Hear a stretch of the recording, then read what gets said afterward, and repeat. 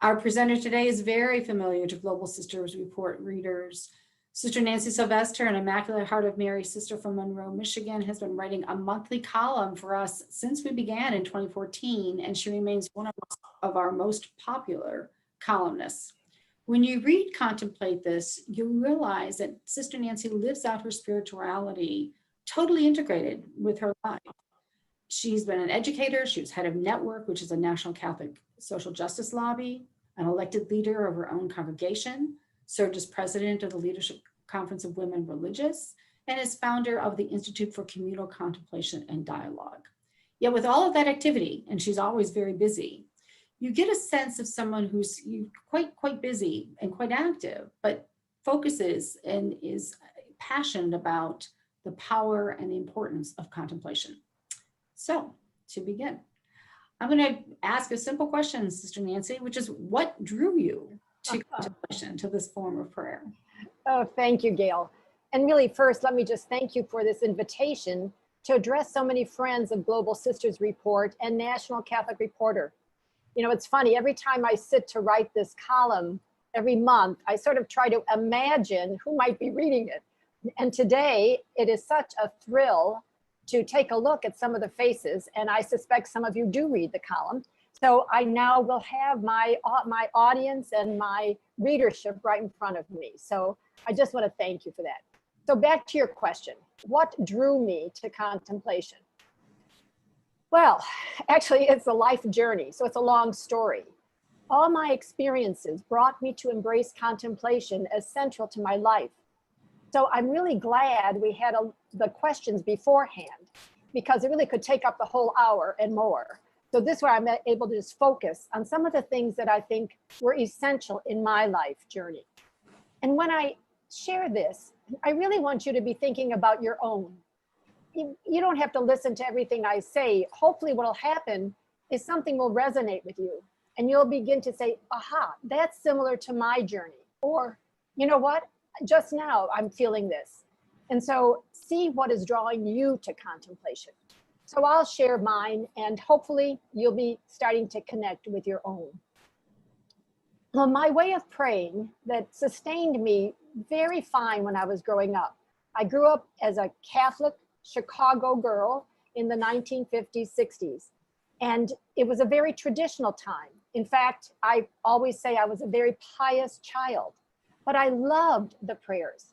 It was truly a God and me kind of spirituality, a relationship that I used to say I just sort of prayed in the closet. You know, it was just private, very private. And I was comfortable with the articulated theology that shaped those prayers. But then the Second Vatican Council happened. Now, as I sort of looked at some of the faces, some of you will remember that in the early 60s. Some of you will not. But that was a time when the church opened the window, so to speak, of an institution that had pretty well not changed since the Middle Ages. And so in formation, I was exposed to what then was called new theology, new philosophy, as well as the Catholic social justice teaching. Now, these are encyclicals or letters that the popes have written, beginning with Leo XIII back in 1891. And what they do is really address our faith in relationship to workers' rights, economic justice, international peace, political responsibility. It shows the connection of our faith to our world.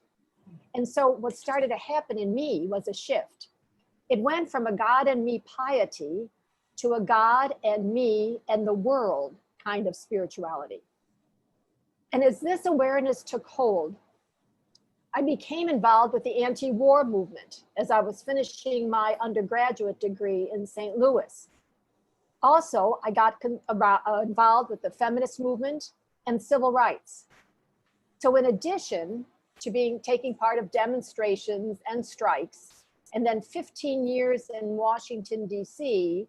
to try to change public policy for those who are the least served in our world and in our country, I was also reading the theology that was arising from these movements. Some of you probably were well versed in liberation theology. And then there was a whole series of what is called contextual theology. So that's feminist theology, womanist theology, mujerista theology, Black theology, and later more of the eco-spirituality. So I was attracted in a way to poets as well, because I found in some poets a real understanding of the divine and expressed in such a more alive manner and a more holistic manner. One in particular early on was a Jesuit, a name that may ring a bell for some, Anthony de Mello. He was from India, and he brought some of the insights of Eastern spirituality, and he was quite the poet. And then, having been introduced to Thomas Merton early on in my formation, I was so taken with his journals and how he could integrate his mysticism with poetry, but also offered truly another understanding of how one can come to know God.